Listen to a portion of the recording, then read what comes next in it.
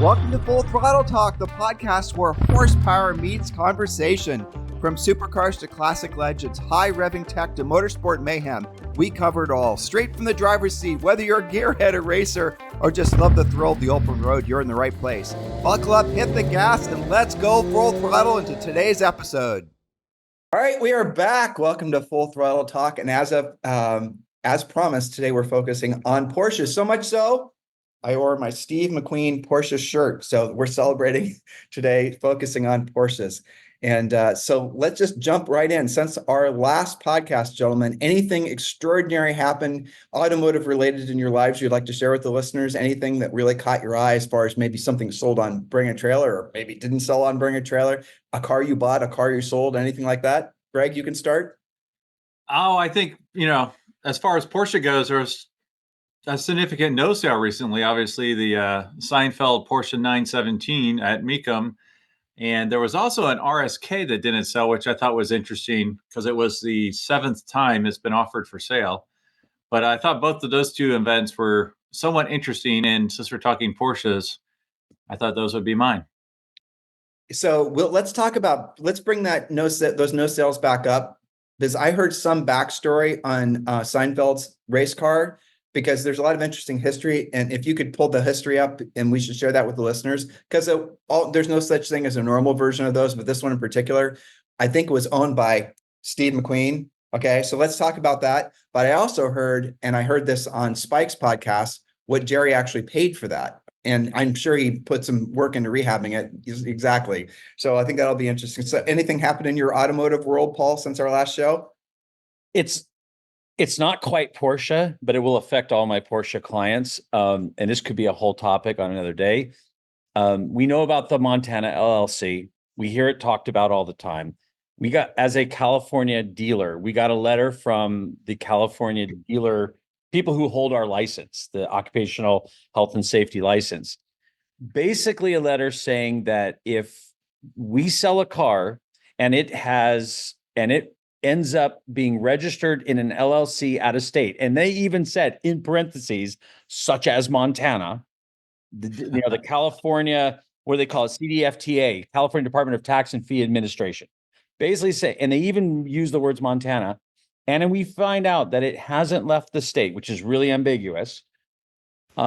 We are going to charge you, the dealer, for their sales tax, which basically says they don't want to go and chase people down, and they have their foot on our throat because they hold our license. So they could just pull our license and we're not allowed to do business. That combined with two significant events involving the California DMV investigators. We have inspectors that come out and make sure that we're doing everything right. And Greg, you can attest, RM holds a dealer license in California. They have a physical location, like most of the auction houses that operate in California. They are getting really strict. And besides the inspectors that make sure we're doing everything by the law, there are these investigators, which we've had them come by our shop once, and I thought they were fake because they held a badge and he goes, "I'm a DMV investigator," in an unmarked cop car with a gun, with a badge. And I thought it was a ruse. I completely did. Wow. I'm like, you guys exist? And he didn't like that. And I do think in the hierarchy of, I got the feeling, and I'm probably wrong, that they really they didn't make it through the police academy. And this was but so before you have more people knocking on your door and giving you dirty looks, so I'm just trying to understand what you just said. It's always been the case in California that if you buy a car in California and you take delivery in California and drive off at the dealer's lot in California, guys, correct me if I'm wrong, you have to pay sales tax on it. So if you if you bought a car in California and didn't want to have to pay California sales tax, you'd have to have the car shipped out of California and dropped off on the border in Nevada. So the difference is basically they don't want you guys processing sales of cars using Nevada LLCs. That's the essence of it. Yeah, but here's the hard part is, first of all, they gave us new requirements, not just get a bill of lading showing that the car left the state, but we have to make sure all these different steps that, the bill of ladings with a company with a current DOT that's licensed, an MC number and a DOT license, that they're allowed to drive interstate commerce and vehicles. So we have to do more homework on who the shipper is. Also, we have to, if, and this is where it gets really vague, if we find out that that owner is going to register in a Montana LLC, because we do have some clients that live in Texas and Florida and Georgia that do register cars in Montana LLC. They aren't coming back to the state. We have to have them sign these other forms. The ambiguity of what they're asking for makes me nervous as a dealer, because basically they can just say, you owe us X amount of dollars for, $200,000 Porsche. There's, right there's $16,000 to $20,000 in sales tax. You owe us, and your problem to figure out how to collect it, not our problem.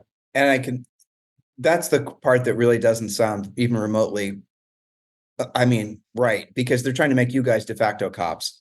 Right, which means we have to do all these things to gather paperwork to protect ourselves, but it's not really clear. It's not like, hey, it'd be great if they said, okay, fine. You can go online and figure out if the truck company is licensed to do that. Great. You get a bill of lading from a licensed bonded truck driver. But then if they gave us this form and say, okay, have them notarize and sign this form that they say they're going to do this, fine. But they don't really tell us how to do it. They just say that if we find out that car is in California and it never left the state, your problem. Yeah. And, that's interesting, because I had, until recently, a sponsor, LLC TLC, and they're awesome. They're like the best people in the world. They're super sweet.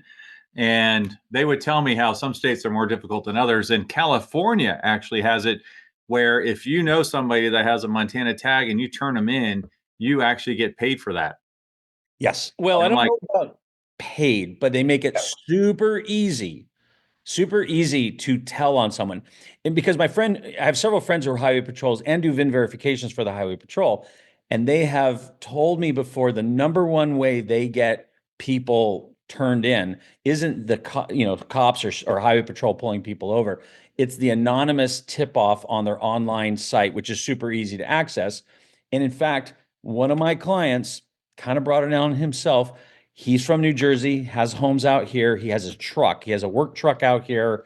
He's got a big collection. He drives his work truck. He has a home down in South Orange County, parks the work truck in front of his neighbor's house on the street. You can park it wherever you want. But there's another thing about being neighborly. So he parks it in front of his neighbor's house. His neighbor says, hey, your truck, we live in this nice area. Why do I have to look at your truck? Park it in front of your own house. And eventually the neighbor got tired of it, went online, submitted it. He got called basically to the highway patrol and he, in risk of purging himself, does the car actually live in California and operated more than 6 months of the year? So I didn't know that there's a reward for that. I think the reward. That's what I was. Well, we could talk. It is fascinating to me that, so there's nothing illegal about the Montana registration thing. Technically, there's not anything illegal about it. Correct. And Correct. you would think that the state, if you're losing that much revenue, that you pass all these laws and start going after small car dealers and all the rest of it, you might want to figure out a different way to go about charging sales tax on new car sales, and maybe being a little bit more competitive with the adjacent states like Nevada, like Arizona, where there's no sales tax and things like that, with Tennessee and all these other, obviously Montana. And there's other states that are starting to do similar things as Montana too. So it's just a function of, it is what it is, really, at the end of the day. I would say most of my clients, because I deal with vintage cars, it's less about tax evasions. Most of the people that are the GT, the new Porsches, new Lamborghinis, the $200,000, $300,000, $400,000 cars where they're missing out on sales tax. My challenge has always been, and I have clients who do it strictly for emissions reasons. It's ridiculous what's going on with emissions.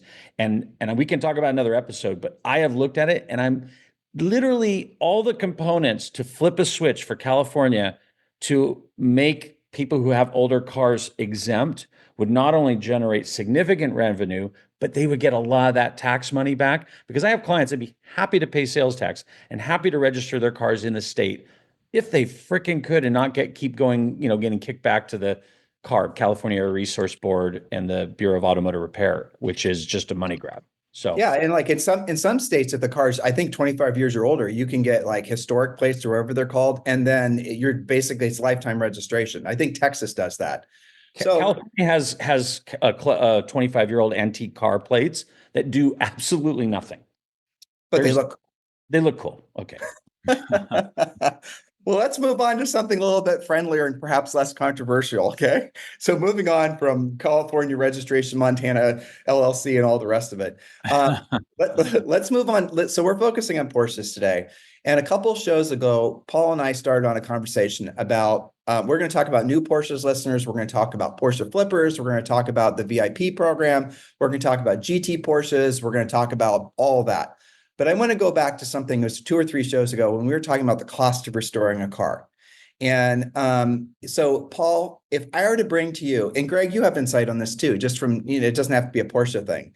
I'm added. So let me start out with a story. And Paul knows about this car because he actually sold it. He sold it after I sold it. So I bought a 67 911S. I'm not going to say who I bought it from, someone who is fairly famous, especially, well, he's famous in the Porsche world now. And I bought the car as just a weekend hobby fun car. That was it. I got into pulling the car apart a little bit, just doing some updates on it. Then I started finding some things that were, let's just say, dubious. For example, the firewall was not welded in, it was spot riveted in. Well, that's not a good idea. And then I started looking at some other things and I said, okay, well, this car was, I should have frankly trusted my instinct and I should have had someone inspect it for me before I bought it. I don't know if I would have bought it had I known about it. I may have still bought it, frankly, but I ended up having to do a full restoration on it. And I had a really actually fun experience. Julie and I did hunting parts all over Southern California to restore this thing. So we bought that car for $67,000. Paul, do you remember what year that would have been? I was trying to remember. Yeah, I remember distinctly. And in fact, I was trying to tell my wife about it because she was asking about you. And I go, you met Tim and Julie. We were at the Steve McQueen car show. It would have been 2011 or 12. Yep, that sounds right. And if you remember, I was restoring a 67S, also the Tangerine Bob Bondurant car. Yes. And we were both like, how do we find this parts? And if you remember, Eric Linden up in Seattle was just starting to make the really good reproduction. It was impossible to find parts for that car. And so you told me, I think about that guy, Paul, and his weird garages in Fullerton. And I went, and I went and I remember going through that hellhole. I mean, I surprised I didn't get the bubonic plague going through his garages trying to find parts. But we were both in this weird, because if you remember the market, the Porsche market and a lot of other car markets in 2012 was just starting to catch fire. And you and I were restoring these cars, not because we thought we'd make money, but just the timing worked out. Like these would be cool cars. And mine was an X-Race car that had all the parts. I'm like, how hard could this be? You probably had the same, and neither one of us physically can restore cars. So we're basically becoming general contractors and trying to find everything and coordinate together. And then halfway through, you're going like, what have I done? And it's such and then you're like, is the juice worth the squeeze?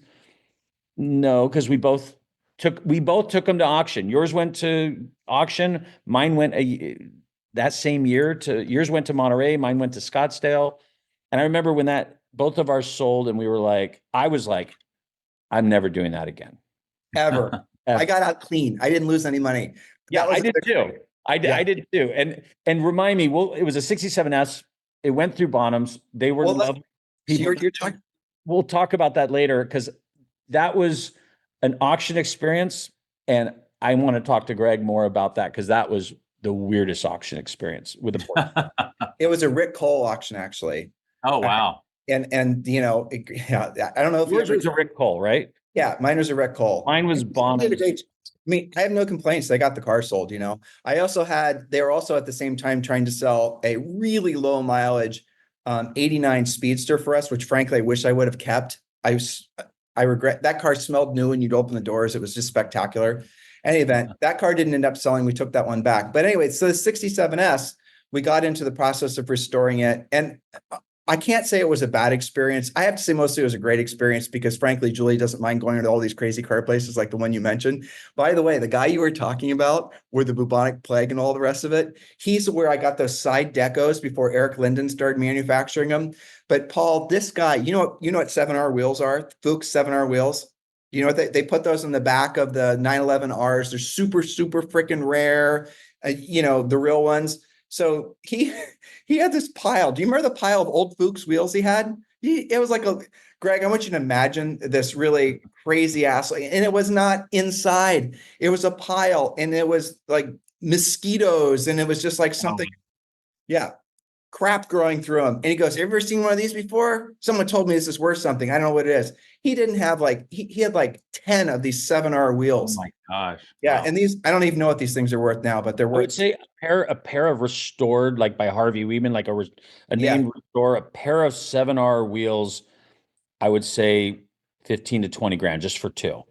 yeah, Oh that's wow. probably right. But these cars, like a restored 67S, and ours was slate gray with red interior, if mine was not numbers matching, it was very close, but the engine was off. Back in the day when that car was done, it would have sold for easily 100 to 150 more than what we sold it for, and we sold it for 200. Maybe 100, 125 more. But that's how crazy that long hood S market was then. But Wow.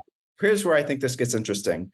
All those same restorers right now, I bet you if I called them up with that very same car, here it is, riveted in this, the front fenders, when they started grinding off all the muckety muck down to the original body, there was pennies. Greg, get this. There were rust holes that when someone restored it, they used pennies to patch the holes. Did I ever tell you that, Paul? Pennies and the whole thing. So yeah, if I were to take that car to one of those restorers now, I bet you they wouldn't even look at it for less than 300 grand. What do you guys, what's your take on that? A complete remodel, a complete redo, every aspect of the car redone. What's it cost nowadays to restore a 911 or any old car? Yeah, I think easily, not including the car, 250. The biggest thing is just having the parts. Two things. The reproduction parts, especially for Porsche, are getting much better, but they're still not as good as the original parts. And so having a complete car with the original parts is really hard to find and to do a project. And then if you're going to go spend the money, you want to put a name behind it. Like we were talking about on the last podcast, you know, having the name of the builder be, like if you're building a 356, there are a lot of guys who can build a great 356.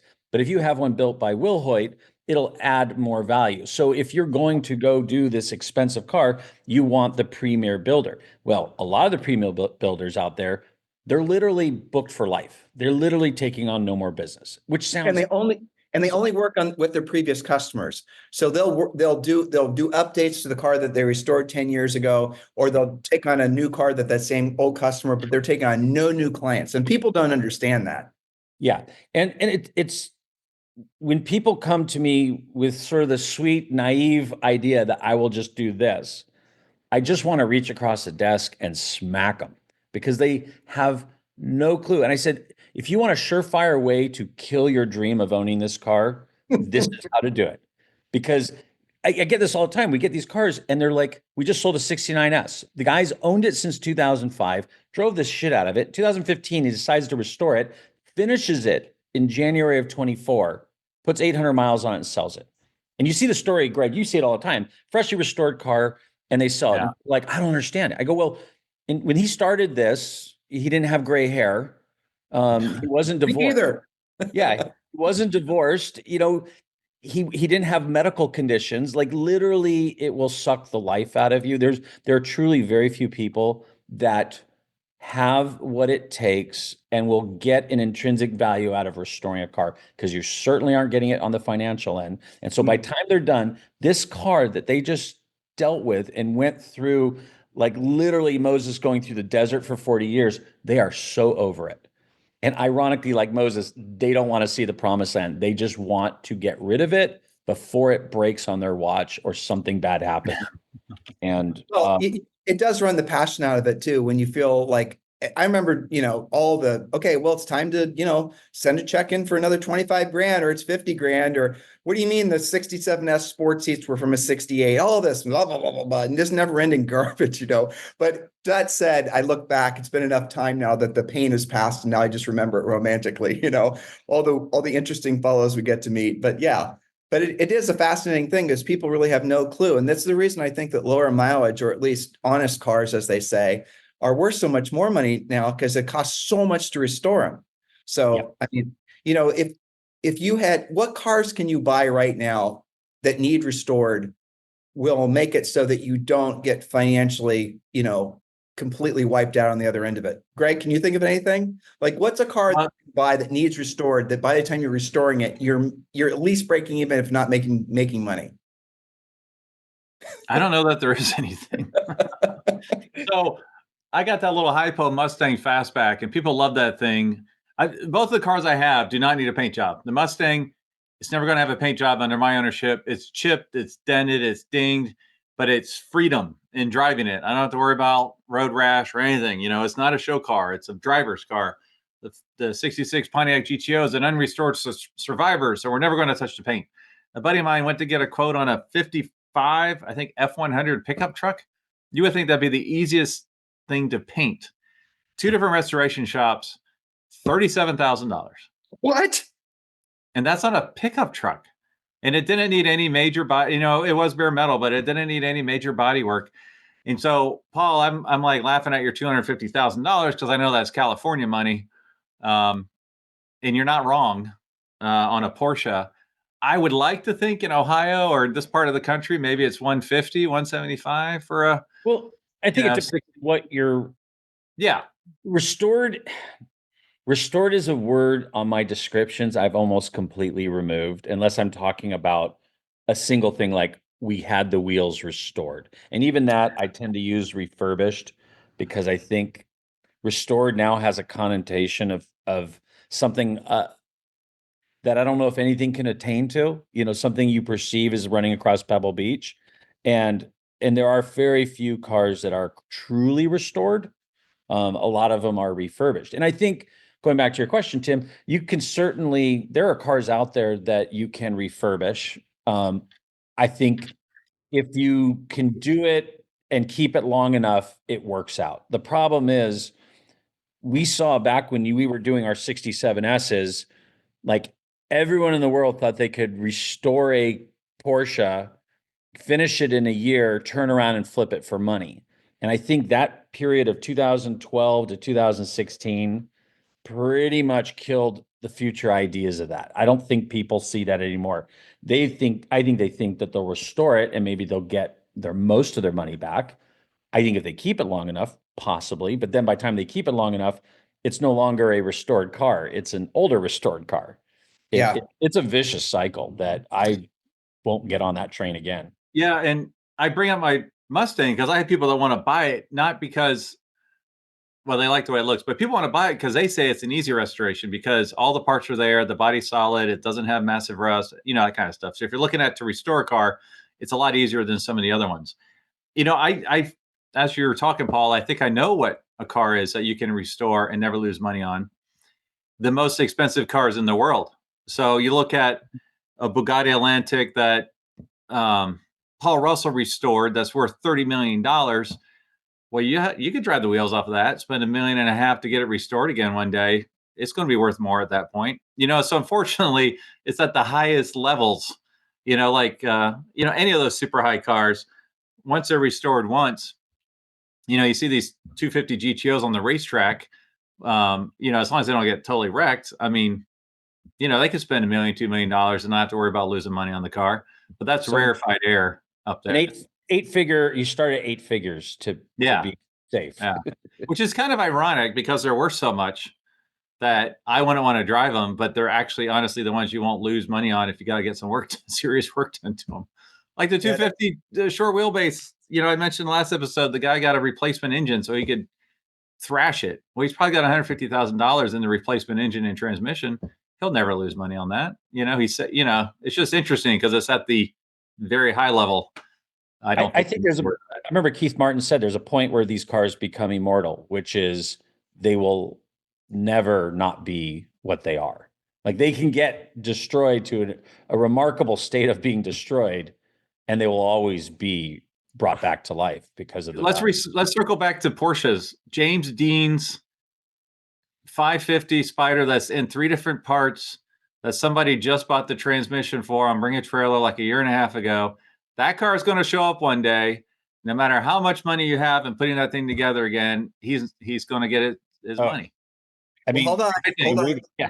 Having just built a 550, I want to really drill down on that. And I know, Paul, so the Southern California lore about what happened to that car, every time you went to a Porsche event, if you listened long enough, there'd be some old timers that were, talking about, oh, I heard it's here, it's heard it's there. So this is always a fun topic. And there was a guy, I don't remember his name, but I bought a book that he wrote about the history of that 550s, but that car in particular, really sweet guy. He autographed it for me. But Paul, what happened to the body? What have you heard? So I think we actually know where the transmission, we know where the transaxle is. I think we know where the engine is too, don't we, Paul? Yeah. So when I had my replica Spider, which was my first introduction to Porsche, which was having a fake Porsche, was back in '98. I got really into James Dean, and there was a bunch of urban myth about the parts, the transmission, the engine, and ironically, they would go in other cars and there would be something really bad happen. Like these parts had this bad juju to them where one guy put the engine in his car and it was documented. He died in a crash, he was a race car, transmissions. There's all kinds of urban myths about the parts. But from what I understand, if you remember, George Barris was involved with the car. He's the one who painted the little bastard. He was involved with it. He, I think, was responsible for the car. And what happened was it was, like if you take a tin can or a piece of aluminum foil and you wrinkle it all up. And you remember as a kid, you'd kind of use a penny or something and straighten it out, but it'd still have all those wrinkles. Right. After the accident, George Barris did that to the car. He kind of he sort of straightened it out, but it showed all the wrinkles of where it had been straightened because it had been crushed. And then it went on this little dog and pony show for traffic safety, which ironically, James Dean was on a commercial right before he died, like a week before he died, on being safe and, just being aware of others because he might be on the road. I mean, it was the whole weird irony of it. And it went on this dog and pony show for national highway safety. And what happened was it got into it was going to go back to the East Coast. I heard it was going to go to Florida. It was in a sealed container. And when it got to Florida, I think it was Florida, definitely somewhere East Coast, they opened it up, it was gone. And there's all kinds of rumors. There was that Japanese guy who built the memorial over by nearish where James Dean died by the off 46. It was reports rumors that it was in Japan in a collection. I gotta believe one day it will show up. Paul, it was about 10 or maybe 15 years ago that supposedly somebody found the body that was built into a wall or something. I don't know how else to describe it. That's how I remember hearing it. And supposedly there was some deal being made that they were going to bring it out of storage, but they decided not to at the last minute because there was some insurance involved with the payoff when the car disappeared in the storage container, all this other Mickey Mouse. Do you remember hearing that? I do, but I think it kind of got written there. I mean, there was so much urban myths about different stuff that went on for decades. And this was before social media. So it kind of was sort of like, it just got distorted. So anything news that came up with it without physical evidence, like here it is and documented, I think just got passed off as urban legend. I remember hearing something that, and I certainly just wrote it off going, it's another one of those weird urban legends that, because if it was going to come out, it would have been in that peak Porsche time of 2012, 13 through 16, when like that was the first time Porsche got really hot. It's my understanding it was displayed for a number of years afterwards as a "Don't Drink and Drive" campaign, and that's what he said. Yeah, yeah, and yeah. Buddy actually listed it on Bring a Trailer, the drivetrain, a couple years ago. But I don't want to call him up and ask who it was. So I think someone's trying to put those pieces together, like a dentist head, the body part. I don't know. We'll see if it shows up. I bet it will within the next 5 years. You mentioned the memorial, Paul. Have you been on? It was 47, right? Did you actually drive to so where the memorial is, where the big James Dean, billboard is? There's a little placard. I don't know if you saw that, but where he actually got into the wreck with turn speed, I think I'm saying his last name correctly, was actually quite a bit further up the road. It was farther east from where that was at the restaurant, where they did the memorial, and it's kind of a cool, funky thing that wraps around. It looks like a kind of a Mobius strip kind of thing going around a tree. But yeah, when I first got my replica Spider, a group of us with replica spiders in the late 90s drove to the restaurant. We stopped at what was supposedly James Dean's last stop, which is a gas station. And then we went to, that intersection has changed, but it's kind of the same idea where you have, it's a T intersection, but not really. It's a Y intersection where the two roads come together. And we actually, I'd love to find it. I took a picture of my car roughly where James Dean ended up, 100 feet away in the ditch. But Well, you can see on that road if the sun is just right in the sky, because that road is so straight and where it branches off. If somebody's coming this direction, there's no way he's going to see this little Porsche that's going to be coming the opposite direction. Oh, yeah, because he was heading west on 48, going out to 101, basically, like kind of like from the 5 to the 101, and he's coming down a big hill, and so the sun is setting, kind of. I think Turnip Seed would have had the sun behind him, and and it's a gray car, looks low to the road, and he's going to make a quick left because it's a kind of a wide left turn, not a right angle, but like a 120-degree angle left. Yeah, you could totally. In fact, I think I posted something about this, but they used my car in a movie with John Mahoney. This was in the early 2000s, and it was a fictional story based on it. It was basically a movie about this movie crew making another movie about James Dean death, which was really popular right after he died, and it continued on for decades. And the idea was basically the main character, John Mahoney, he was the one who was Turnip Seed who ended up killing James Dean. And the family, the actual movie crew that did it, they met with, his wife was still alive at the time. They still lived in Cholame, Cholame, and they got her a permission. She had never been, gave anyone permission to do anything. And this was the first time. And they heard a lot about it, like the aftermath of what it did to this farmer who was just going to college, his life. Horrible. It was horrible. I saw that too. Super sad. In the end, movie. In the end, it was his fault. But was it? It was truly, in the words of an accident. Totally. Ironically, James Dean's the one who got everything hung on him, because Rebel Without a Cause, which people forget, when he died, that movie hadn't even been out yet. He hadn't been the star that he was. And I always wonder, if he hadn't died, would he have been the star that he was? He won an Academy Award posthumously, You realize how long ago that was? Isn't that incredible to think? I mean, 60 years ago. Yeah. 60 years. Well, crazy. So I wrote this question down so we can reel it back in. What would be would James Dean's car, restored and for sale, be the most valuable car to ever be restored and put for sale? Okay, Greg's disagreeing. So we're going to have some nice it would be the most valuable Porsche. Okay. So this is the Porsche show. So you think it'd beat a 917 Jerry Seinfeld X owned? Because they had other 917s that did think about it. A lot of 917s did some significant things. The Steve McQueen's 917 didn't win Le Mans. I mean, it was a camera car. But what about the first overall win for Porsche at Le Mans? Was a different 917, the red one. I forgot who was driving that one. It was the year after Le Mans was filmed. They made 20 of them, 23 of them. Yes, they made a lot more. They made 50, 56. They made 100 550 Spiders, 50 550 Spiders. I can't remember how many, but I think it was 55. I'm embarrassed 55. Not. Yeah. Yeah. But the 550 Spider became what it was early on because I think of James Dean.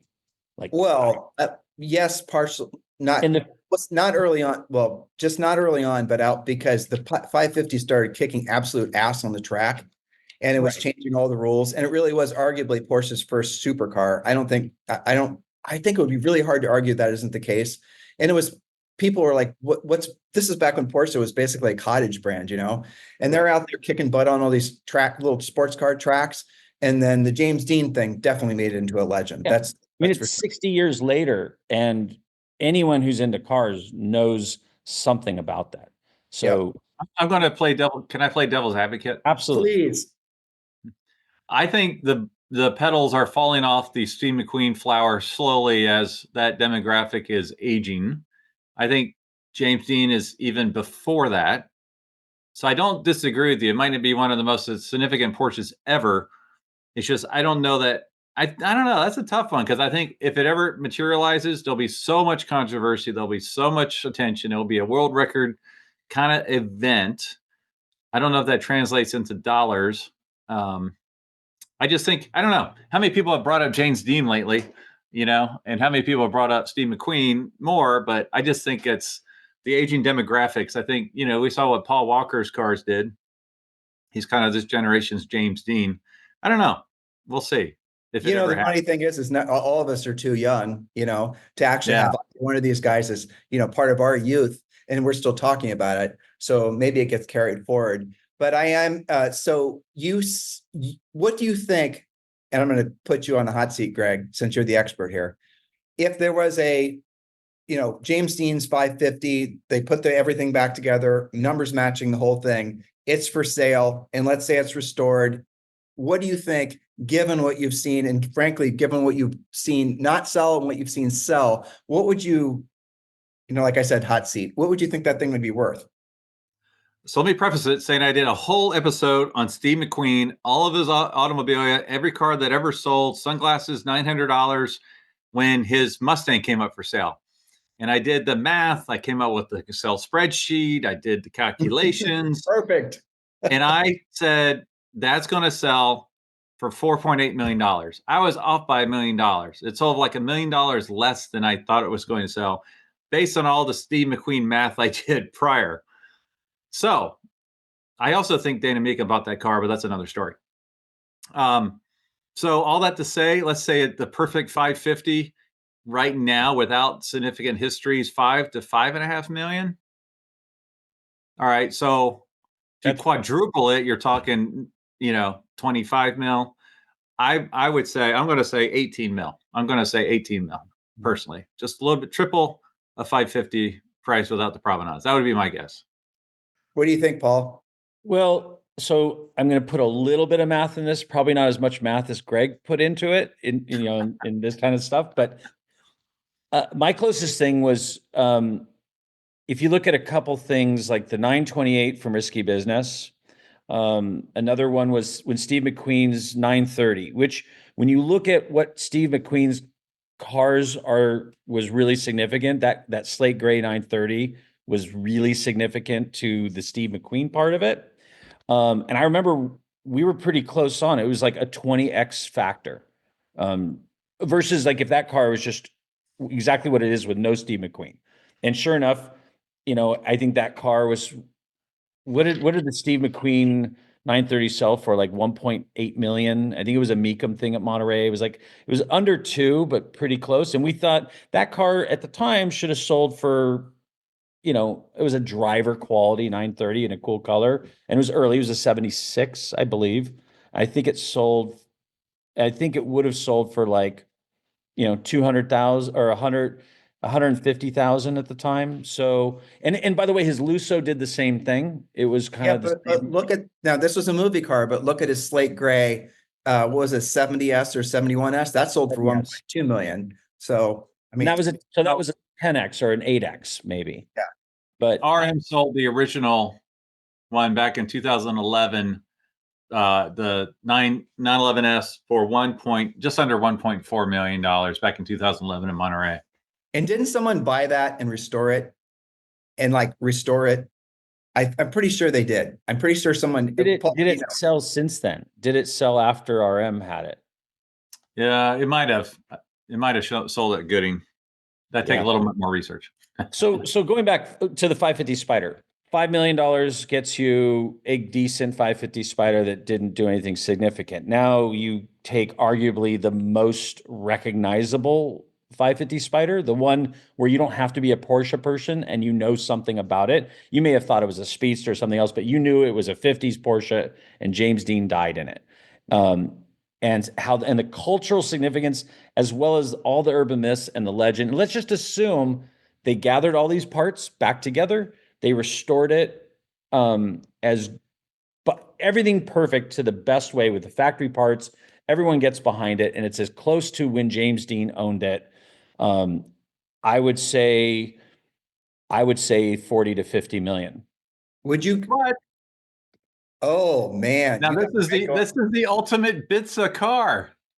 We all know that. Right, but because that's the thing, assuming you get all the original parts, the engine, like with Porsche guys, I would say you can go get original trim pieces and go find this stuff. Let's just say they found this stuff. I don't think Porsche guys get so nuts on like, oh, that's an OEM glass from a different car. They get nuts on mostly the engine, and not even like the inside of the engine, just the block and maybe the transmission. And then the stupid date stamp bullshit wheels that a whole other subject I absolutely hate. But anyway, so that point is assuming all those things come together and it's marketed right, and everyone who is someone authenticates it and says it is the deal. Because that's, that the guy who's going to pay the big money, they do not, like, I forgot, Jerry Leno, I think, once said it. No one wants to buy a story, they want to buy a history. And I really think that would be the hardest part, if not impossible part. But assuming they were able to do it, then. Well, outside of Porsche, Greg, since I loved your reaction, I know you're going to say GTO, by the way. Outside of Porsche, what car would have that kind of, I was going to ask another question. I'm going to ask that one first, and I'll ask the secondary. But would you guys want to buy a car that someone died in? I don't think I care. Depends on how they died. Jane Mansfield. Would you want to buy James Dean's wrecked 550 restored? Assuming money didn't matter, would you want to own that car? Sure, why not? JFK's There's not Lincoln. gonna be any blood in it, right? I mean, it's all been redone. JFK's Lincoln. No. No. Truthfully, Now, just so you know, the Eisenhower car that was right behind that is here in Cincinnati in a collection. I wouldn't want to own any of those cars. I think things have little bits of memory in them. I don't know. Hopefully, I don't mean that literally. But, it's been restored after all. That was bad. Yes, but that was bad. I mean, on that subject, we sold a 73 911T or 72 that Tony Gerasi at TLG built, and sold it to a guy in Texas. He's one of my good friends now. We do rallies together. And I had to disclose this to him, but before we sold it, when Marco was selling it or helping the owner on a test drive, it ran over a homeless person and killed him. Now, it turned out that the homeless person was committing suicide and literally jumped in front of the car. And in front of a 911, the guy wasn't on a 911 that was just restored, and it had to get restored again. And in fact, because of that, the front right fender didn't fit right. And finally, this owner knew about it, and he was torn. Like, it didn't bother him that someone died as a result of this vehicle. He was torn, like, do I fix the fender that didn't get fixed right, that shows something happened, it just fit in a little closer, the wheel didn't line up quite right, or do I restore it? Like, am I taking away part of the history? And he asked me, and I said, oh, this is a personal question, but like, I think you need to do whatever is going to make you happy. And he ended up restoring it because he's a restoration kind of guy. He just stripped it down, did it again. But I remember as I'm marketing the car, I call Marco asking him questions, and I call Tony. Marco didn't say anything, I don't think, but Tony's like, oh, that car killed someone. And I'm like, what? Like, imagine, Greg, you're in the middle, you've already secured the car, you've got it at a big auction, you've spent the money, it's ready to go, and the owner goes, well, did I tell you by chance? FYI, this killed someone or someone died in it. And it was a dilemma because I already had a deposit on the car. Like, it was sold, and I called, his name's Barry, and I go, hey, Barry, I don't know if this is going to change anything, but here's the story. And he's like, literally, he's Texas, and it's so Texas. He's like, is that it? Like kind of like shit happens. And I'm like, really? You're okay with it? He's like, yeah, it's a great car. I'll take it. I'll figure out. For the record, I don't want any dead people cars if I can help it. But if it's the only one in the world, like you got that Bugatti Atlantic that was wrecked in 1955, got hit by the train, killed the 2 passengers. They recreated it. Paul Russell got all the parts from the, and they recreated it, and it's a major collection in, France. Yeah, love to have that car. But I'd rather have one of the other ones that don't have death attached to it. So But Greg, think of the cool license plates you could do. Greg, let's talk about, you guys mentioned this earlier, the Seinfeld 917 that didn't sell. Let's really drill down on that. So was it, I didn't, honestly, I haven't done any research on this other than knowing that it didn't sell. Did it not sell because Jerry didn't want to take 25 million, or did it not sell because it didn't hit the reserve and that was 25 million? Like, was there an actual buyer for 25 million for that? Do you guys know? That was my question for Greg. So this is all speculation. This is me watching TV, me going to different car events. I had a friend that was actually in the room, not far from Frank Meekum's buddies he hangs out with. And if you watch the video, because I watched it live, Frank was on the phone trying to get a $26 million bid, and it didn't happen. He seemed really upset. So I kind of feel like there was real money in the room on that car.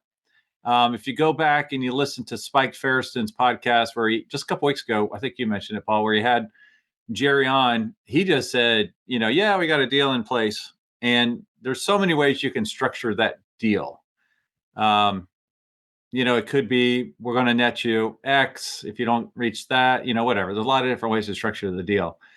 I will say 2 years ago, they had the big Ferrari sale at Kissimmee, where they had the big 275 GTBC. That was a no sale. I forgot the amount. It was something like $25 million. And then you had the famous silver Ferrari Nart Spider. That was a no sale for like $25 million. Well, the 275 GTB showed up at Cavallino under Dana's name. So that was a car that Dana bought. Now, whether he bought it before the auction or to get the car there, but stall out there. Just for a second, I have to ask a question about what you're saying, because I want listeners really to clue in what you're saying. And I don't want you to talk out of church or say anything that's going to, get you in trouble. Okay. But do the auction houses, do they put guarantees on some of these cars? If they don't sell, they're going to buy them themselves. Is that part of some deals for big collections? I don't know. I think sometimes auction houses will buy collections, and it could be for a variety of reasons. It could be such a stellar collection they don't want another auction house to get it, and they negotiate it's very rare that at least from my experience, very rare that they buy collections. But sometimes it could be an estate situation where it makes sense. I'm not a part of those negotiations. I'm not a part of that, but I know that it does happen from time to time. I just know that at Cavallino, right after that Meekum Kissimmee sale, the 275 GTBC was on the lawn under his name, Meekum's name. And then at the Wisconsin Ferrari annual meet just back this past September, the Nart was there under Dana's name, and Dana was next to it in a golf cart. So I talked to him. I was like, thanks for bringing this car.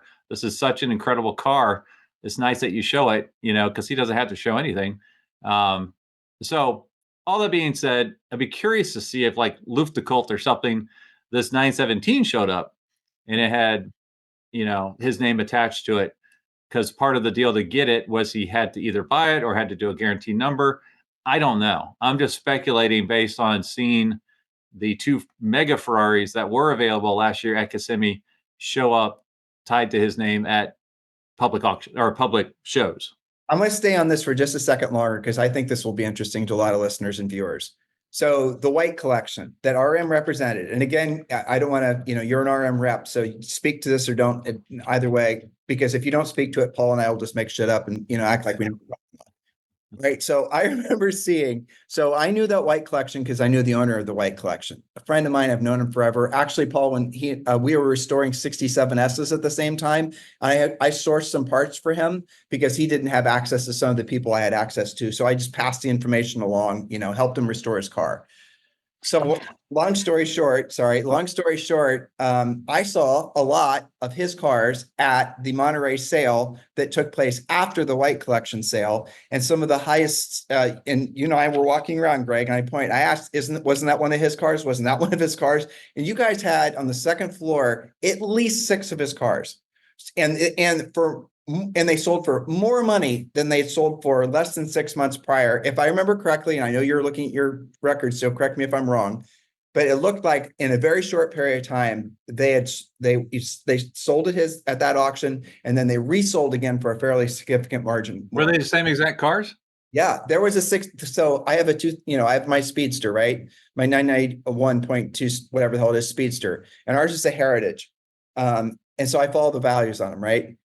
His, I don't want to say his name because he doesn't ever publicize his name. So he sold, if I remember correctly, you guys sold this in Monterey for almost 800 grand. And if I remember correctly, he sold it at his auction for $100,000 less than 6 months prior. And there was a whole bunch of other cars. His 918 was there. His all white, blue interior, the whole thing, gorgeous 918 with no miles, was also at this. So I wonder if there was an arrangement made where they put a floor on the value, and whatever didn't sell at whatever the agreed amount of money was, that RM was going to buy them. And because I couldn't ascertain who the seller was of those cars at the auction in California. Any input on that, or you want to take a pass? Well, you're going to hate my answer. I just don't know. I don't know. I would be surprised. I personally would be surprised. I know sometimes they'll run cars, so say we get this contract for 30 cars. Well, maybe 3 of them don't make sense in this sale. Like there's too many duplicates or whatever. Let's save that for another sale. Or maybe they needed, some more documentation in the background and they couldn't get it quite up and ready in time. So I honestly don't know. I would be really surprised if there was any sort of agreement on just a few cars. If they don't reach this price, we'll buy it. I don't know that they ever do that. They just kind of show it at a no sale, and maybe they'll try it at a future auction. I don't know, but I am curious because I didn't realize. I know some of the white cars sold at Monterey, but I made the assumption that they were just ones that didn't sell, and they tried to run them again, and they did sell, which doesn't always happen. Yeah. Paul, you look like you have something to offer here. Well, I think because what Greg's pointing out is like, okay, we're selling a bunch of cars and there's going to be some duplicates, so maybe not the right auction. But Tim, what you're saying was that they actually did sell, at least, Well, that's what I was told. Well, no, they sold it. I didn't. Yes. They sold the white collection, so now they're for sale again. Now I didn't follow the nuance of the white collection. I knew the guy. He actually, years ago, this is right in the beginning of him collecting the white cars, probably like 2008 or 9, 10. It wasn't that long. He built that in like 5 or 6 years. Yeah. He looked at a 73 white S Targa that we had, which didn't sell. In fact, we'd already sold it and our client had it, and this guy really knew about it, wanted it. I had my client just drop it off so I could show it. Anyway, but that being said, I had an unusual number of clients calling me when that auction was being listed because they were hoping there would be good deals. And their idea was like, hey, if I buy this for this, do you think you could sell it or it would sell for this? And my argument was, well, okay, let's just say money's left on the table, but now it's so public that no one wants to be the dupe 6 months later paying more money for it. And okay, so let's say you said there's $100,000 delta. By the time you do all the fees and the costs, like that doesn't make enough sense to do it. I think personally, some people bought the cars, thought they could turn around and flip them and have a big windfall. And they realized, okay, yes, it hammered for 100 grand more. But by the time they got rid of, between the fees and tax and license and everything else and shipping and transfer, like I'll bet you they went, I broke even. Thank God. Let me touch on something because this is really fascinating what you just said. And Greg, you can help me with this because I really don't know. And you're going to look, I know there's different deals made with different sellers, but when the top drawer RM auction or pick your brand name auction that's happening in freaking car week, like the high best whatever scenario, what generally speaking are the buyers paying in commission and what are the sellers paying? So it is so varied. Like there's really not any negotiation on the buying side. What if you send me a contract to sell a car that you want to list at auction in Monterey, what's the commission amount that's on the contract before I follow up and try to haggle with you? That's all I'm asking. Oh, typically it's flat 10%. Usually it's 10% on the buyer side. It's 12% up to 250, and then 10% after that. Okay. So I don't think if you bring me a $100,000 car, there's no negotiation. You bring me a $100 million car, there's a lot of negotiation. Right, exactly. And I have to say, when I've seen you guys handle RM, I'm going to sound like an RM sycophant again, but it is what it is. The big collections that you guys have handled, are the white collection and this, I forget the guy's name, the junkyard collection. I cannot freaking believe how much energy, time, money, resources RM puts into selling. Like the RM collection he had on the second floor of this big ass warehouse. I don't even know how to describe how much stuff he had. And some poor bastard at RM had to go in there and index every single damn thing.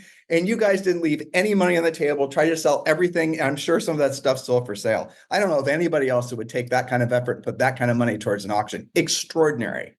I honestly, I thought about for half a second, they need help. I think I should offer, and then I'm like, still be there. Bad part of town. Apparently it's horrible. I'm like, I'm so glad I did not raise my hand for that. And I'm glad they didn't ask me. Well, it would have been worth seeing where the facility he built was truly exceptional. The pictures do not do it justice. It's when you walked into this place, it was so clean and everything was white. The floors, the walls, and he had the perfect lighting. He had perfect. Oh.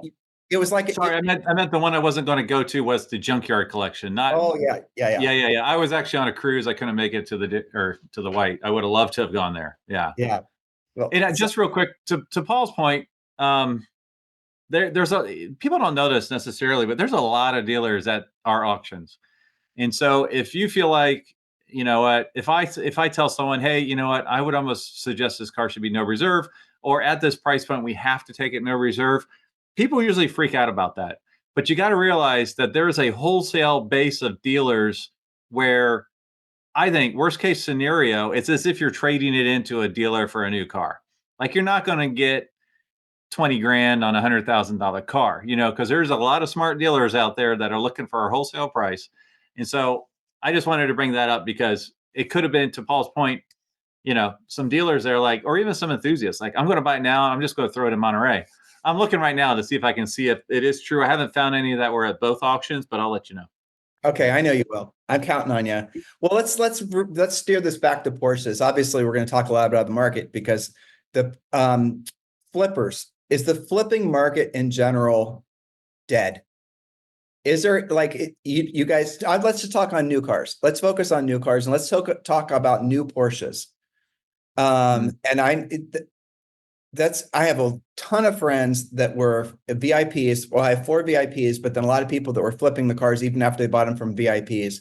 And none of them are flipping anymore. They're all basically out. And I'm just curious what your guys' observation from a market perspective. I think what I've seen anecdotally, but I think it's the case, is right now my clients who are getting allocations, they're not deciding to buy it based on some future value. They're deciding to buy it like, do I really want this thing? And they're not planning on having a near short-term future value that's significant enough to buy it for that reason.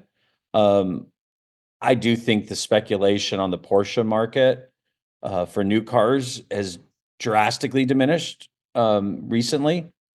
I don't see anyone. I mean, for instance, going back to the ST, we talked about the last episode. The ST, I don't see anyone reselling STs that much. I mean, but can they, Paul? Aren't they still locked into those 12-month lease through Porsche? They are, and I'm waiting to see who's the first one who tries to break that thing. Nobody will. No one will. Yeah. Nobody will. But right now the dealers are the ones making the money because all the ones like there seems to be, like in Southern California, several dealers that have one for sale with ridiculous markup. And they're the ones, I would say they're the ones who are trying to sell and cash in on it to the point where it's taking anyone else out of the market in terms of your traditional speculator. Let me share with you guys something that you may have heard of. So in the Ferrari world, it used to be if you sell your Ferrari within the first 6 months, essentially you'd be blackballed and they won't sell you another car. Now, if you have so we have the Ferrari 296 GTS, and then I'm hoping to get a spot for that Ferrari 296, the Alperta Speciale, whatever the heck it's going to be called. Maybe I do, maybe I don't. But now the rules to even be considered for one of these allocations, they've gotten so stringent. So I'm only sharing this because I can tell you what direction Porsche is going to go. So right now, if I want that special Ferrari, we got our Ferrari new, we ordered it new, got it new, and we have to have that in our garage, even for the dealer to be permitted to consider us for the allocation for the VS car, the very version Speciale. And then when the version Speciale car shows up, if I get the order for it, if I had sold my 296, the dealer's not allowed to sell it to me. So yes. And so that means I got my 296 about a year ago. If I get an allocation for the VS, it won't show up for probably another 12 to 18 months. That Ferrari's almost had a warranty, right? I mean, I'm going to be selling whereas if I'd been able to sell that car in the first 6 months, I probably could have made 50 or 75 grand on it, even at the prices that Ferrari's now selling those cars for. So that's the direction that I'm venturing a guess that you're going to see Porsche go relatively quick, because they are trying to squeeze. I mean, if they're a publicly traded company, you guys have heard Porsche's sales. I'm not sure on the 911, but Porsche's sales are down.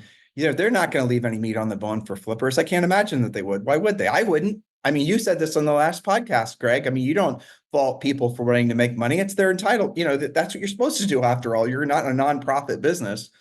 But it's funny because I tell people businesses are not doing what they do to provide employment for people. They're doing what they're doing to make money, Yeah, so it's kind of crazy. Similar story. I have someone trying to get a friend of mine. He wants to get the new F80 that was just released, and Ferrari F80, and he was not on the initial list of 250 people. And he have to be sensitive how I phrase this, but he has like an FF or a Lusso or so. He's got 15 Ferraris, and he's thinking about selling one. I'm like, well, that'd be a great car it's white, or it'd be a great car for a Miami sale. I can't sell it yet because in order to have the F80, you have to have 15 Ferraris in your garage. And so if I sell one of the cars, I don't want them to find out. Now I'm off the list for the F80. 15. So let me add to that. So a dealer principal, I'm not going to say where because he wasn't supposed to tell me, told me that in order to be considered for an F80 spot, you have to have, I think it was 5 or 6. Ed Bolin, I think his name is, actually he did a video about this, but my friend had told me about this probably last year about this time. He said you have to have all of the previous Ferrari supercars in your garage. So another friend of mine was trying to get a SF90XX. He had sold his SF90, his normal one that he got. He sold it and said, well, now I want to get an XX. And to my previous point, the dealer wasn't allowed to offer him an XX because he didn't keep his original car. So then he said, well, what if I just buy another SF and I'll just sell it when the XS comes in? And Ferrari said, no dice. So another person I know, which is trying to get that super Ferrari, he goes to the same dealer and he said, what do I have to do? And my friend then calls Marinello and said, this is a guy, he's got money's not a thing. What does he need to do? And they said, you have to buy it ended up being, and Ed was right, it ended up being about $25 or $30 million worth of cars. But there was another requirement beyond that Ed didn't say. You have to have at the time of ordering, I think it was a race car, the previous supercar. I mean, they're just raising the bar and bar and bar. And I guess what's really surprising to me is there's that many people that are willing to put that much money in play and possibly lose tens of millions of dollars just to get this extra special car. Does that surprise you guys? Does that even show up in your minds that there's people that are playing a game at that level? Recently, yes. Talk about. Yeah, I agree. It's sort of the underbelly of the car hobby, what we're so passionate about that kind of leaves a nasty taste in my mouth. Because from my opinion, it's the wrong reason to, to get these cars, like literally I had a client who had a chance to get an ST and he's asking me, should I buy this just with the intention that in a year when he's tired of it, will he sell it for enough to make money? And I'm like, that's like the exact reason why I just said, no, then you shouldn't buy it. And he didn't. And I was so excited because I know who bought the car. He rents a unit here and he is the perfect buyer. Like that's the part of the hobby I want to preserve. And this is the part with the speculating and whatever, which I'm fine, go make money. But it kind of now someone who he's not a car dealer, he's a collector. He calls himself an enthusiast, but he's actually a collector. And his whole intention of buying it is on a future value versus like, hey, this is this amazing thing that I can get to experience for however long I get to experience. And when I'm done with that experience, I'll just sell it and the chips will fall where they may fall. That's what it should be about. Like, I want this experience. I'm in a position where I can afford to purchase that experience. Meanwhile, the person who got it, that's exactly where he's coming from. In fact, ironically, a funny story, this same guy who was asking me to buy a 911 ST because he's worried about the exit strategy before he's even purchased it, he had called me because during pandemic, he bought a 911R. Now, granted, he told me, hey, I have a 911R. It's arriving at 6 a.m. Can you unload it? My brain goes to 68 911R. Hell yeah, I'm going to be there. And I remember when they unloaded a 2016 911R, the guy shipping it, he noticed the complete disappointment on my face. And he's like, not every day does people look pissed off. I said, well, I'm doing a favor for someone I don't want to do a favor for, only because I thought this would be my reward, and my reward is not what I thought it was. So I posted a little video of me being just the spoiled brat. Like, hey, I get up at 6 a.m. I come over to the shop, I go to unload a 911R, thinking it's a 6911R, and it's just this. It turns out to be the very first 911R, 2016 911R sold in the US. It's got like 900 miles on it. It's gray with black stripes. And I just take a little video. I'm like, kind of like, woe is me, just sort of a.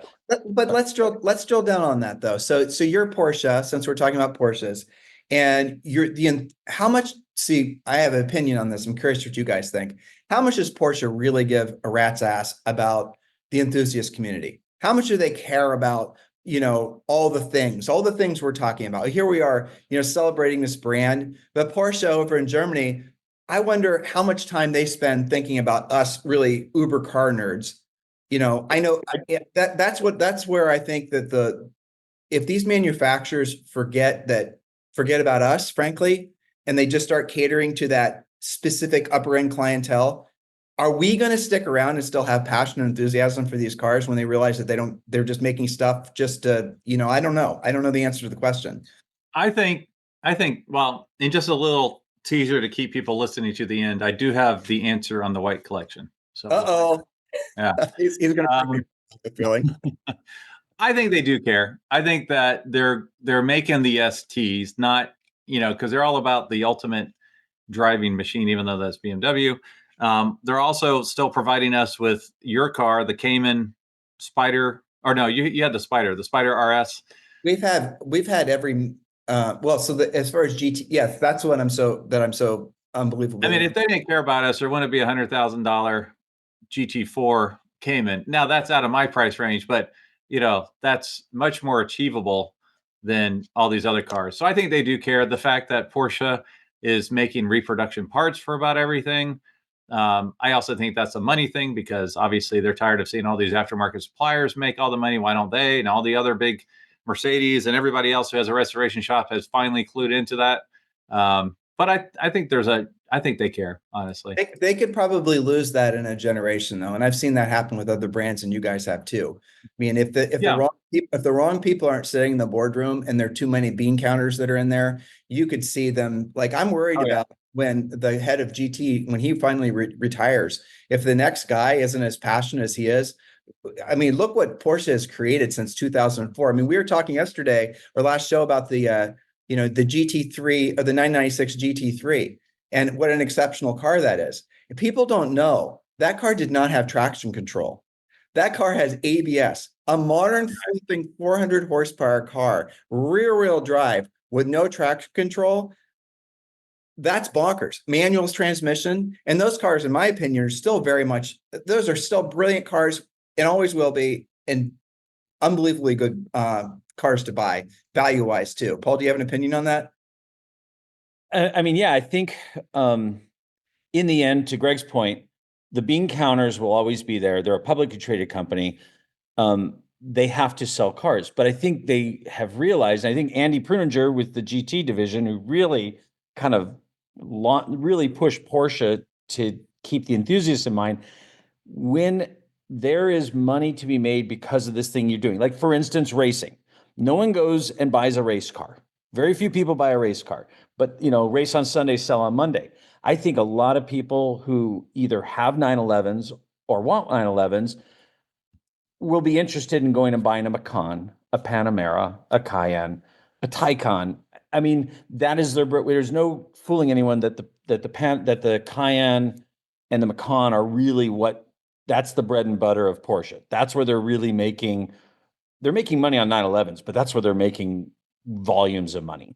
And that's what the board is most interested in, and the publicly traded part of it. But I think they do realize that the 911 enthusiasm, the sports car enthusiasm, is what fuels that. And it's the concern is if it becomes less directly visible that, hey, because we have a manual transmission 911 available and all these other versions of discretionary income cars, will people buy daily drivers from us? I think so. I think there's just too much money involved. And I think a lot of that has to do with what Andy did with making the GT department such a viable thing. It is. So I was listening to a really interesting interview, a Joe Rogan interview, where he was interviewing Elon Musk, and Joe's got a SharkWorks, I think it's a 997.1 that he had hot rodded, and Joe's asking Elon about the 911, and then Elon, who famously had a McLaren F1, he basically started commenting on the fact that the 911 is a bad, he didn't say bad design, but essentially the engine in the back is really bad for physics, right? Because the pendulum effect. And so he kind of was insinuating that the 911 was a little bit maybe overrated. So if the 911 were overrated, why would it be overrated? What about the 911? People just, wax poetic about it until the cows come home. But is it overrated? Is the 911 really all that people, think it is? So how about from a entry-level enthusiast point of view? And I do have a hard stop in like 10 minutes, just so you know. No problem. So I always heard about 911s, but I never owned one. And to be fair, I've only owned one so far. But it was on Spike's car radio. I think Seinfeld was on it. Anyways, Seinfeld encapsulated it in a really good way.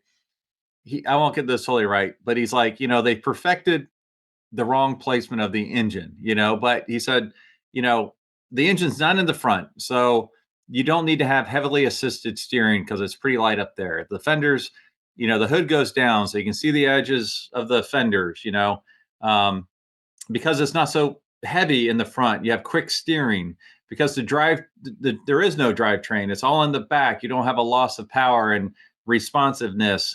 It's a high revving engine. And that all really clicked with me. And so I went out to go find one, and I can't afford much. So I consider the 996 fried egg headlight $15,000 discount. So I bought a 99 996, and it loved it. Not the fastest car. It scoots is what I would say, but it was like revving up a sewing machine that just felt absolutely bulletproof. And I absolutely loved it. And then we sold it when I found the Hypo Mustang, and then my wife's like, really missed that Porsche, so now we got a Boxer S. Now I'm actually in love with the Boxer S. So no, I don't think it's overrated. I think everybody needs to have a 911 in their garage. I don't care what generation, just to experience it at one point. I agree. Personally, I love them, but it is interesting. It's like driving, and Paul's done a lot of driving in 911s, and I don't think I've done as much as he has. But if you take a 911 on a track, what you'll enjoy, Greg, when you do it, is you do have to drive it completely different. You better get your braking done before that corner, because if you brake too late towards the apex, the car is going to swing around, and you are going to basically lose complete control. But when you see somebody who really knows how to drive a Todd Hill 911 or something, Chris Harris, and they actually know how to put the car around corners, they know how to, brake where everyone else would be under the barriers. It's unbelievable to watch.